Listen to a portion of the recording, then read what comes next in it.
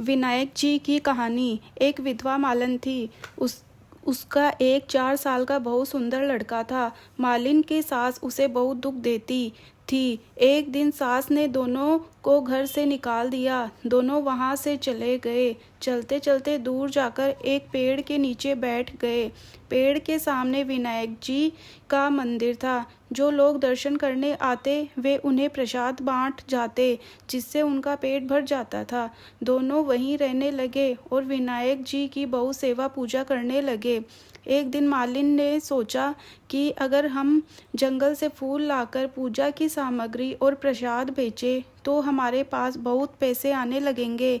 उन्होंने दुकान खोल ली और खूब बिक्री होने लगी। फिर उसने बिक्री करने के लिए एक आदमी रख लिया और खुद विनायक जी की सेवा पूजा करने लगी। धीरे धीरे अच्छी कमाई होने लगी तो उसने मकान बनवा लिया। मुनीम गुमास्ता रखकर बड़ी दुकान खोल ली और लड़के को पढ़ने भेजने लगी। लड़का जहाँ पढ़ने जाता वहाँ राजा की लड़की भी जाती थी, जिससे उनकी बहुत दोस्ती हो गई। लड़का राजा के घर भी जाने लगा। उस लड़के को इतना सुंदर देखकर राजकुमारी ने अपनी भाभियों से कहा कि मैं तो इसी से विवाह करूंगी। भाभियों ने कहा कि हम राजा हैं और यह मालिन का लड़का है, इससे विवाह करने से हमारी इज्जत चली जाएगी।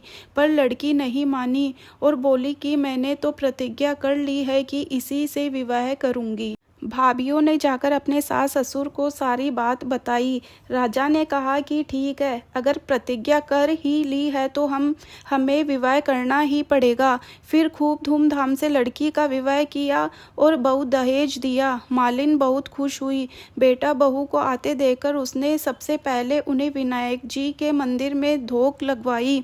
फिर घर लाई। उसने पूरे गांव में ढिंढोरा पिटवा दिया कि विनायक जी की सेवा पूजा करने से दुखी आदमी भी सुखी हो जाता है। यह सुनकर और भी लोग दर्शन करने आने लगे और उनकी बिक्री और भी बढ़ने लगी। बेटा काम संभालने लगा। मालिन और भी ज़्यादा सेवा पूजा करने लगी। उधर सास के दाने दाने के लाले पड़ गए और भटकते भटकते एक दिन वहां आ गई। उसने आकर लड़के से कहा कि मुझे नौकरी पर रख ले, सिर्फ रोटी कपड़ा दे देना, मैं सारा काम कर दूंगी। लड़के ने उसे रख लिया। दोनों ने एक दूसरे को नहीं पहचाना। मालिन थोड़ी देर में पूजा करके आई। देखा तो सास काम कर रही है। उसने सास से पूछा कि तुम यहाँ काम कैसे कर रही हो।